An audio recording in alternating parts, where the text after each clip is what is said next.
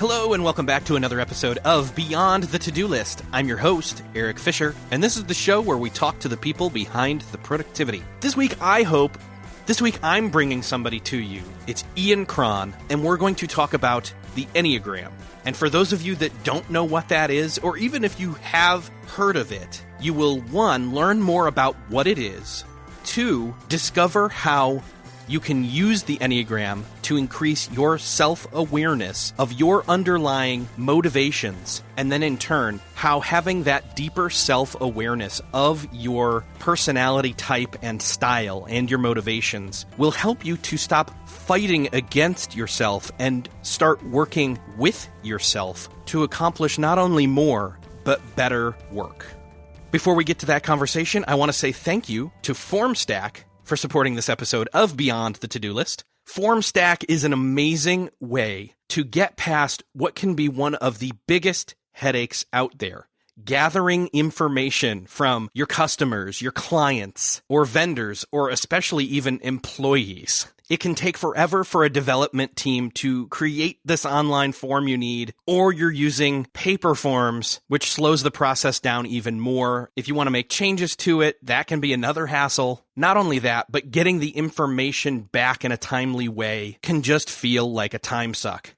FormStack, however, lets you create beautiful branded forms in minutes and collect data from all those departments in or outside your business. And there are so many uses to these forms. For example, you can use it for internal data collection, customer feedback, donations, employee onboarding, even lead generation. And what's really cool is FormStack is HIPAA compliant, so your information is safe. Right now, listeners of Beyond the To-Do List can go to formstack.com/beyond for a free trial and get a promo for 25% off your first 3 months. That's formstack.com/beyond. Use the promo code BEYOND for a 25% off discount for your first 3 months. Go check it out. I know you're going to be impressed with this. Thanks again, FormStack, for sponsoring this episode. Now enjoy this conversation with Ian Cron. Well, this week it is my privilege to welcome to the show Ian Morgan Cron. Ian, welcome to the show. Hey, thanks, Eric. I'm glad to be on. Ultimately, what I knew I needed to have you come on the show to talk about was this thing that has slowly been emerging from a tip of the iceberg kind of awareness from me, which is the Enneagram. Someone comes up to you and is like, okay, what is that? What's your pitch? What's your initial spiel on what that is? So the Enneagram is an ancient personality typing system that suggests there are 9 basic personality types in the world, one of which we all naturally gravitate toward and adopt in childhood just to feel safe and to cope in a world that, kind of feels overwhelming, to make our way in the world. And each of these types, and sometimes we call them numbers, has a distinct way of seeing the world and an underlying motivation that really influences how that type thinks, feels, and acts. So by types, we don't mean like, okay, I'm locked in and I am this and only this. Like, it's not a limiting thing. This is more of an entrance into fully being aware of who we really are. And by having a type, it's kind of like, I think I've heard you refer to it as like auto self or default mode. Yeah, one of the things that one of the objections I tried to head off at the pass early on in live workshops is this idea that the Enneagram is trying to pigeonhole or put people in a box, right? In fact, what the Enneagram does is tell you about the box you're already in and how to get out of it.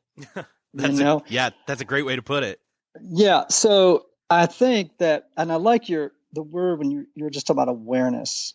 Cornell University did a study with Green Peak Partners some years ago. They did a deep dive into the lives of 72 high-performing CEOs of companies that, their bottom line was somewhere between $50 million and $5 billion a year. And they just wanted to find out what was the sort of the soup, you know what I mean? Like what made these people so productive and successful in their particular settings. And what they discovered really surprised them, that the key predictor of success, was self-awareness. It wasn't, strategic planning. It wasn't, any of that. The first key predictor was self-awareness. And some other, Daniel Goleman might call that emotional intelligence. However we want to phrase it, is to have the capacity to know ourselves, our effect on others, and to live wisely with a monitor running on our own inner workings, the way we think, act, and feel, make decisions, see the world. Man, if you can know that, you are far ahead of the game. So in terms of effectiveness and driving forward, I think what it is that we're called to do in this life. When you say that, knowing thyself, it sounds very Socratic. Yes. It wasn't just Socrates. I mean, it really goes, it's a consistent theme. It's perennial wisdom, right? It's just, if we don't understand who we are going to bang guardrail to guardrail through life, not fully appreciating that there are differences between people, and that if we assume our philosophy of life or the lens through which we see the world is the only one, we're just going to go through life assuming that if someone has a different one, that it's inferior, instead of appreciating what it is that they can bring to the table in our lives or in our workplace. A lot of us, if we don't understand that people are all different and have different ways of approaching things, we think that either one of two things: they're looking at things the same way we are, but they're just wrong, or right. that they look at things differently from us, but we are superior. And neither one of those really gets us where we want to go. Exactly right. And I think if leaders and thought leaders, or just people that are trying to live well in beyond business and productivity, in their marriages, in their parenting, in their friendships, in their really in every sphere of their life, without self-awareness, we're just not going to flourish. We're just not going to become the best version of ourselves, if I can use that old phrase that may be a little tired now, but our most authentic best selves. So some people out there are saying, okay, what's the difference here between this and, say, some of the other tests that are out there that we've heard of, like Strength Finders or DISC or Myers-Briggs, just to name a few? So in addition to a number of other things, I'm a psychotherapist. And so I, was trained, not heavily, but enough in statistics and psychometrics. And I'm familiar with all of those instruments, and I really value them. I think in different settings and for different types of people, all of them are very helpful. Here's what really is the distinctive of the Enneagram. Number one, it's very, very accessible. And oftentimes, and so are some of those. I mean, the Myers-Briggs, though, oftentimes requires a little bit of a deep dive to really understand it. So maybe one of the big things is that the Enneagram takes into account that the human personality is fluid and dynamic, right? Whereas some of those others, inventories or personality typologies, tend to see the personality as static, right? So the Enneagram will teach you how your particular type functions in stress and how it functions when you're in a place of security, so that you'll be able to identify, wow, am I right now kind of going in the direction of a breakdown, or am I going in the direction of breakthrough? You know what I'm saying? So you can then begin to make choices that are different than you have in the past if you have that self-knowledge. Like, oh man, I'm heading towards stress. What do I have to do to kind of pull up on the yoke here and get the plane, back to its proper altitude instead of heading toward the earth? The last thing I'd say, Eric, is unlike those other instruments, the Enneagram is also going to reveal to you that what's best about you is also what's worst about you. That it's going to reveal to you both your blessings and your blights. Whereas those other instruments tend to focus on, here are your strengths, so that, how can I be more productive, more effective, et cetera, all good things. But what they don't talk about so much is the dark side of each type and how that may be undermining the gifts that you actually want to live in. So those are three, I think, that are helpful to know about the Enneagram. Yeah. In my personal experience, digging into this, it's just rang truer or more rewarding more quickly to me than some of those other tests that I've done. And it really comes back to why I really have the core mission of doing this show, which is the whole idea that beyond the to-do list, it's not just about having systems in place and tasks set up, but it has a lot to do with, again, going back to the Socratic thing, knowing thyself and knowing that it's not just what you do, but why you do it that matters often. Yes. And yes, though actions matter, motivations behind those actions are equally important to spend some time with. Absolutely. And I would say that to that first point, my favorite quote in the book is the statistician George Box's quote, in which he says, all models are wrong, but some are useful. And I just think that's a fantastic insight. So if you've ever taken, college economics, that's true, right?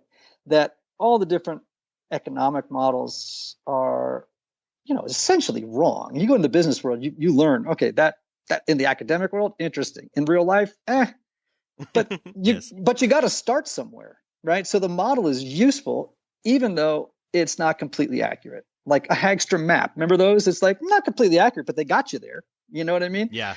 And so I like to think that all models are wrong. Enneagram, at some level, we're talking about the mystery of the human personality. It's pretty complex, and the Myers-Briggs is wrong. The question is, are they useful? And I think the Enneagram is particularly useful. I also like what you said about motivations. It's really, really important that people understand that beneath every thought, feeling, and action, there's a motivation. And if you don't know what your particular type's motivation is, then there's a kind of a shadow government living in your life that is making decisions on your behalf that aren't always in your best interest. Yeah, because sometimes we can be on a roll and then suddenly be derailed. I like that you use that, bumping from guardrail to guardrail analogy, because that's what it really does feel like sometimes when we don't know ourselves or have gone too long without checking in on ourselves. I try to do that daily and even weekly as much as possible. The way we are thinking, the way that we're feeling, and the way that we're acting, especially when it comes to when we're frustrated. I think that's where this really comes into play. Yes, I think that frustration is a form of stress, right? When you're frustrated, it usually means that you're running up against an obstacle toward some end that you want to achieve, right? Whether it's in a relationship or in business or in some other area. And what we tend to do when we're on auto self inside these, sort of our personality structure, where we're just doing the same thing over and over again, expecting different results, right? We tend to not understand or to step back from the frustration, take a moment of self-reflection, ask ourselves, hey, now that I know what my type is, what's going on here, so that I can make different decisions and not continue to repeat the same ones that have never really worked. And even maybe learn to work within the flow of our natural bent, or like you referred to it, that shadow government. What if we could get the shadow government to be working with us instead of against us? Absolutely. And that means, how do I acknowledge the dark side and intentionally move in toward the best side of who we are, which we didn't have that option before we had self-awareness and self-knowledge. So that's part of the big benefit of understanding yourself in the Enneagram. I'd like to take a quick moment to say thank you to Seth Godin's Alt MBA Workshop for sponsoring this episode of Beyond the To-Do List. The Alt MBA Workshop is an intensive leadership and management workshop designed for people who are looking to level themselves up and make a bigger impact. Through the course of the workshop, you're working on 13 projects and pushing forward creating work instead of passively learning like other courses. The Alt MBA is truly drinking from a fire hose and rewiring your brain for new, better habits as you practice those habits over the course of the workshop. Yes, it's challenging, but it boasts a 96% completion rate, and the alumni say they'd do it again in a heartbeat. So roll your sleeves up and get ready to work, and head on over to altmba.com/beyond. And for special consideration, you can mention this podcast in your application. Again, that's altmba.com/beyond. Go find out if Seth Godin's Alt MBA Workshop is the next step for you. So I know that we have more potential than just, say, the limits or downsides of our default number, our auto self, our type, our style. But let's walk maybe through these 1 through 9 types, and let's go positive and negative a bit on both of those. Let me begin by sort of outing a second objection people typically have. Okay. There are 7 billion people in the world, and some of your audience might be thinking, well, 9 types? That sounds a little simplistic, you know? And what I like to tell people is I compare the Enneagram system to the primary color wheel, let's say, or the spectrum. We know from science that there are an infinite number of reds and blues, right? Shades, contrasts, hues. What I like to tell people is if you're a 1, let's correlate that to red, right? Type 1, let's correlate it to red. There are an infinite number of reds in the world. In fact, so many different reds that one might present or look really different from another one, so that you'd be like, I'm not even sure they're in the same color family. But the fact is they're both red. They look different. They're unique expressions of red.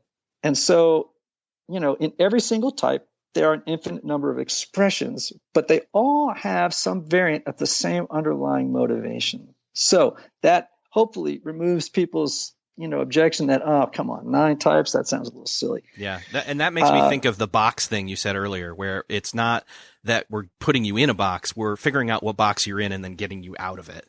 Yes, exactly right. So let's run through the types real fast, and I will give you sort of an upside and a downside to each one. So 1s are called the perfectionists, and sometimes they're called the reformers. The underlying motivation of a 1 is to improve the world, themselves, often other people, to correct mistakes, and they feel really an obligation at some level to do that for us. And so in its best expression, they're the most ethical, principled, attention, detail-oriented. Think of Atticus Finch in To Kill a Mockingbird. That's a healthy 1. They stand on principle, they're people of conscience, and they are incredibly hard workers. Now, on the flip side of that is that 1s, when they're not healthy and self-aware, go from wanting to improve the world and other people to wanting to perfect it. And that's just fighting with reality. And if they're not careful, they deteriorate into being very judgmental and critical people because other people never live up to their high internal standards. 2s are called the helpers. And the helpers are the most loving, giving, supportive people on the planet when they're healthy. These are people who are almost psychic in their ability to read the needs of other people, and they just want to meet those needs, to just be in that space of being a helper. Their underlying motivation is to be loved and needed, and when they're not so healthy, to avoid acknowledging their own needs, right? And when they're unhealthy, their giving can be calculated and manipulative, because what they're trying to do is they believe that the only way they're going to be loved and win approval is by meeting the needs of other people. And so they'll set up scenarios. By the way, these are all, for the most part, unconscious behaviors, right? Automatic behaviors. They'll be giving to get in some way. There's always a string attached to the giving when a 2 isn't very self-aware. It's almost like, I will meet your needs if you tell me, or in some way with the understanding that you will meet mine without my even needing to ask you to meet them in the future. All right, so 3s are called the performers. These are success-oriented, image-conscious people these are people who are wired for productivity. Eric, nobody is wired for productivity like performers. Mm-hmm. They're motivated by a need to be, or to appear to be, successful and to avoid failure. When these folks are healthy, like I just said, they get stuff done. They're inspiring leaders. They're charismatic people. When they're unhealthy, they live with this belief that the world only values people for what they do, not for who they are inside. And so they can be willing to do things to win success that are not in their best interest and not in the best interest of other people.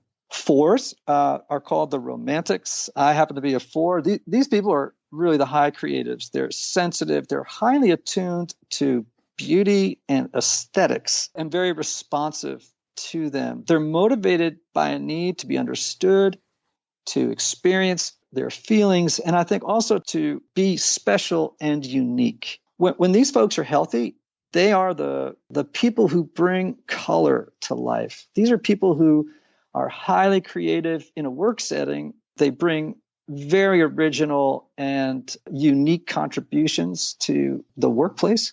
When they're unhealthy, these people over-identify with their feelings and get lost in this sort of world of subjectivity and never actually execute on their incredible ideas. Fives are called the investigators. Disclaimer, I'm a 5. Oh, Eric, just so you know, I would say 2 of my closest friends are 5s. These are some of my favorite people in the world. 5s are the most analytical. They're also the most private and at times detached people on the Enneagram. They're motivated by a need to gain knowledge, to conserve energy, particularly in the relational sphere, and to avoid relying on other people. Independence and self-sufficiency is really important to 5s. Now, when 5s are healthy, they can take their incredible knowledge base and bring it into the world. And by the way, some of the best pioneers we have, for example, in the business world and in other places, are 5s. These are people who are incredible minded people in terms of just seeing opportunities and synthesizing information and relaying it in ways and applying it in ways that nobody else would ever think of. Now, when they're unhealthy, though, they tend to hoard their knowledge. They tend to think that knowledge will give them what most people think relationships will give to them, which is support and love. They can become isolated, detached, kind of emotionally unavailable people who watch or observe life rather than jump in and participate in it. Yep. Does that sound like you? My wife would be shaking her head. Yep, that's him. So type 6s are called the loyalists. We believe that there are probably more 6s in the world than any other type. Of course, that's speculative. It's not based on any sort of statistical analysis of the population, but we do seem to see more of them than any other type. These people are, when they're healthy, are the most loyal, committed, practical, down-to-earth, and witty people on the Enneagrams. These are some of my favorite people in the world. These people are kind of the glue that holds the world together. They're the folks that really bring hold tight to our values, our institutions, the things that keep people together in the world. Now, their underlying motivation is, these are fear-based people. Their underlying motivation is to feel secure and safe in the world. So these are worst-case scenario planners and thinkers. They are always scanning the horizon, looking for what could go wrong next. And they're like 5s. They live up in their head and where they're always planning and thinking, like, oh, what am I going to do when? What am I going to do when? The downside or the dark side for 6s when they get not into a good space is they tend to not trust their inner guidance system, right? Their ability to make their own decisions. And so they look to outside authority figures, some who are not always great, or institutions or belief systems that will make decisions on their behalf and who will keep them safe and secure in the world. And they just need to learn to trust that they have what it takes to make the right decisions on their own. 7s, these are some of the greatest people in the world. Fun, spontaneous, adventurous. These folks are motivated by a need to be happy, to plan stimulating experiences, new adventures. Everything is out in the future. The next moment holds what this moment doesn't have. And all of this really is to avoid psychological and emotional discomfort or pain. When they're healthy, again, they bring so much joy and energy to life. These are people who, for them, every day is a snow day, full of possibility and joy, right? And so they are fantastic people when they're self-aware and doing their work, but when they're not, they can become flitty, distracted, monkey-minded. They overpromise and don't fulfill on it. They follow through is very, very difficult. Making commitments is hard because they just want to avoid feeling trapped without options. and they can be charming. And yet, if they don't do their work and allow themselves to experience some suffering in life, they can get a little bit, around 30. What makes you funny at 15 makes you shallow at 30. Right. Okay, eights. Eights are the challengers. These are commanding, intense, confrontational, at times combative, larger-than-life presences. So I'll give you an example of this. Take somebody like Jack Welch, the chairman of GE, right? They used to call him Neutron Jack, overly blunt to a fault, and a hard driver, big decision maker, gigantic presence. When he or other eights walk into the room, you can just feel the power radiating off them, And it'll feel sometimes like anger, when in fact, and sometimes it is, but in fact, usually it's just intensity and passion coming off them. When they're healthy, incredible leaders. They fight for underdogs. They're very concerned about justice and fairness. These are people who, like, for example, I think Martin Luther King was a very healthy eight. He was able to channel his power and to self-regulate it, which we all want to do in every number, is self-regulate, right? Because of self-knowledge, and to apply it in the right measure at the right time in the right circumstances, right? When they're unhealthy, they are overly intense, self-indulgent, overpowering, and they're more steamrollers than diplomats, right? And finally, the nines are the peacemakers. I'm married to one. I'm a father to one, so I have a special affection for these folks. They're pleasant, laid back, and just the most easygoing people on the Enneagram. They're motivated by a need to keep the peace and merge with others and avoid conflict at all costs. So what does that mean? It means when they're healthy, these people are natural mediators and they can reconcile the irreconcilable. Now, when they're unhealthy, you know what happens when you want to avoid conflict at all costs. Peace at all costs is expensive, right? You have to set aside your own agenda, your own priorities, your own dreams, opinions, and viewpoints to avoid rocking the boat. And so you end up kind of having to erase yourself in order to, go along to get along, sort of a philosophy of life. By the way, the underlying motivation for fives, which I didn't say, is it's almost an addiction, compulsion around gaining knowledge, right? Because for fives, knowledge is power. And it will buffer them from what they perceive will be the overwhelmingness of the world. And for eights, I don't think I said it, which is they're motivated by a need to be strong and avoid feeling weak or vulnerable. So I think that covers all of them. Yeah. It's pretty quick. Thank you for going through that. It takes a while to go through it, but once people understand, I really think that as people are listening, they now have maybe an inkling or a gravitation or pull towards one of those nine, whether the healthy or the unhealthy version of it rang true for them. And I think that's what it really was for me, was with my five, the negative portion of it rang truer than some of the other negatives or positives. So I was like, okay, let me look at this one a little bit more. And then I actually talked it through with a friend of mine. And even when I went on to your site, which, by the way, we need to make sure we mention, the exploreyourtype.com, that also gave me a 5. And I'm like, okay, so I'm going to go with that working knowledge that's where I'm coming from here. I know that you're a 4, but I know it probably took you longer. Like, didn't it take a while for you to lock that in?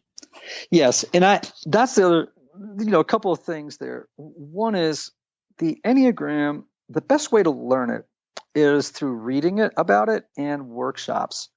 Assessments, regardless of whether they're the Myers-Briggs, the DISC, anything, any self-report assessment has a very meaningful margin of error. I tell people, yes, take an assessment, but because it's going to get you familiar with the language of the system, and it's got about a 60% chance, though, of getting your number correct, right? Mm-hmm. Because the test assumes that a person is self-aware enough to answer it completely correct.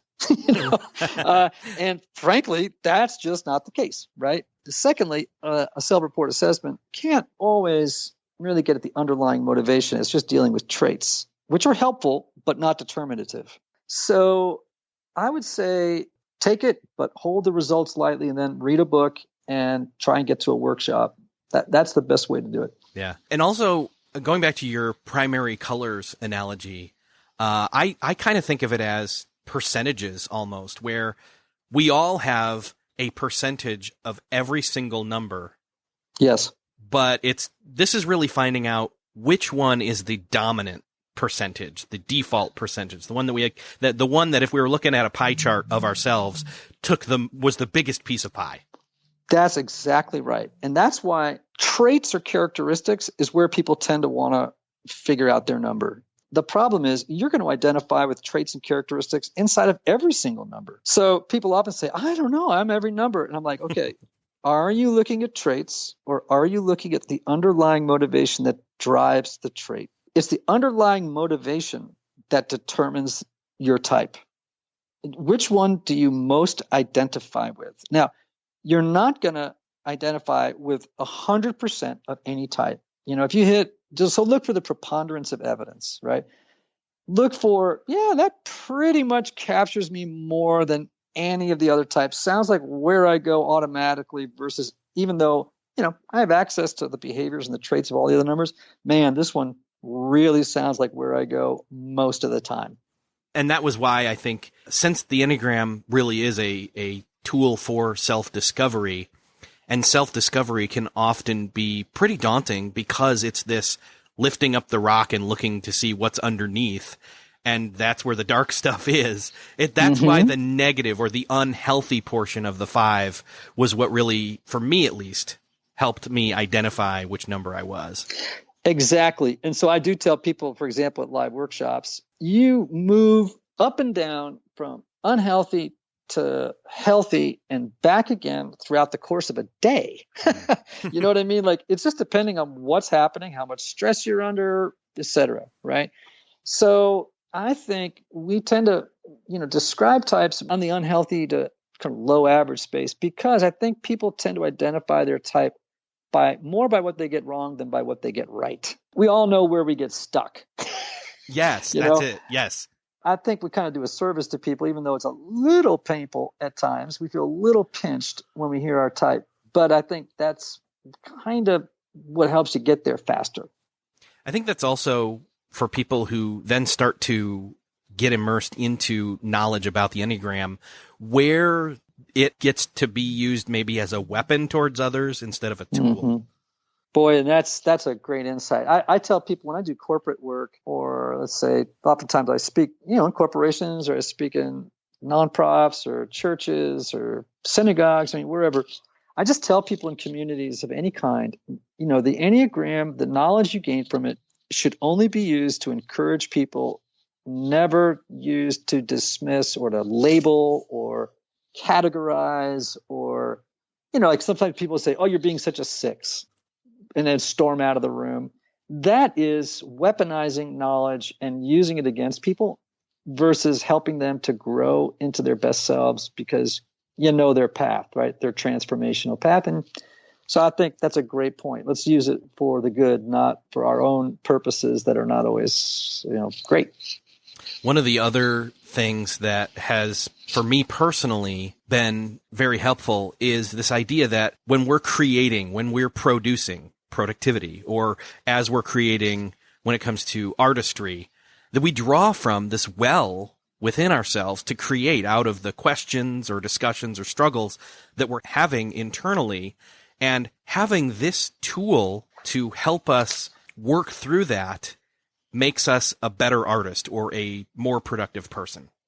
Totally. I could give you probably a one sentence. I don't know. I haven't really thought about this, about productivity challenges for every single number on the Enneagram. I mean, it's not too hard to do because, obviously we've done a lot of work in the corporate setting and just helping people realize this is where I'm going to struggle. Well, and I think that's the thing is like, and again, when I talk to people on this podcast all the time, there's no one right way. There's no silver bullet that just is applicable across the board because everybody's different. Everybody has different percentages of all these different traits, healthy and unhealthy. And so knowing yourself, again, I feel like I'm a broken record or an echo here, but like knowing yourself is that true way of finding out how you can best do your work.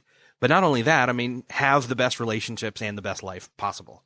To go back to that George Box thing, I think it's a key predictor of success, not only at work, but in relationships, in spirituality, in our workplace, in our relationship with ourselves, parenting, etc. It's just so important that, because man, you talk about a drag coefficient. That's great. Not knowing yourself is going to really slow down the boat. That is a great. I'm having a mental picture of like a diagram that's showing where the wind resistance on a plane or on a boat with the drag in the water is happening. That's great. Yeah, well, that's because you're a 5. There you go. You went right to seeing the analytical dimension of what I just said. Isn't that fascinating? It's dead on. Jeez. I could talk about this for a long time, but what's great for me is the fact that I can sit back. Oh gosh, this is so 5 of me. I can sit back and hoard the podcast episodes that you've had that were directly related to your book, as well as now the ongoing podcast that you have, where you're having conversations with, I'm sure you're going to have more people that I've had on this show. I've had Rob Bell on the show before. That was an amazing kickoff. Yeah, interview. He's something, isn't he? Yeah. And so I'm just super excited to get people an awareness of this, first off. And I'm sure as people were listening, they started to gravitate towards a number. But even if they didn't, let's wrap up and direct people towards where they can go. I know that your site, exploreyourtype.com, is a first step where they can start to do a very simple analysis. Yep. Where else would you send them? Obviously, your book and podcast. Yeah. So The Road Back to You, an Enneagram Journey to Self-Discovery, is the book. Obviously, Amazon, Barnes & Noble, wherever books are sold. There's a workbook that goes with it that's wonderful for individuals and for groups, by the way, which has done very well, which I'm thrilled about. Secondly, you can go to typologypodcast.com. So the name of the podcast is Typology, Typology. And if you just go to typologypodcast.com, you can see all the past episodes and subscribe. You can write on, obviously, on iTunes. The podcast that I did previously was a promotional asset for the book. So there's only about 25 episodes, and that was called The Road Back to You podcast. And that too is a wonderful resource, because both podcasts, you're going to hear people of all these different types talking about their own experience. And that's a powerful way to learn about what your type might be. The other place, obviously, people can go to is iancron.com, IANCRON.com. And you can also access the assessment through typologypodcast.com. There's a button they can jump on right there as well. Perfect. Ian, this has been very healthy for me to have this conversation with you. And I think it's going to be the same. It's going to be very healthy for others to explore this, even if they've had success with other assessments in the past. This is another one. This is a new one. Listen to me. This is an ancient new one that will help you out as well. And again, it's going to help you know who you are and how you are motivated to move forward and have success in all areas of your life. Ian, thank you so much for being here. Man, this was a pleasure, Eric, and I thoroughly enjoyed speaking with you. So I have good news for you if you've enjoyed this conversation. Ian has already agreed to come back on the show in the very near future to walk through specifically productivity hang-ups and work-throughs for those hang-ups of each of the 9 types. I'm super stoked for that episode that's upcoming. And if you were interested in the Enneagram, I think you will be too. I highly encourage you to check out everything that's been mentioned in this podcast episode by going to the show notes for this episode at beyondthetodolist.com/186. There you'll find the links for Ian's book, Ian's podcasts, and don't forget to head on over to formstack.com/beyond and use the promo code BEYOND to try out FormStack and get that 25% off your first 3 months of the service. Take a look at it. Let me know what you think. I think it's a pretty awesome tool. While you're over at the show notes, if you know somebody who would be interested in the Enneagram, hit share on social media or even email. Let somebody know that you know would be interested in the Enneagram about this episode. I'd be grateful for that favor. Thanks for listening, and I will see you next episode.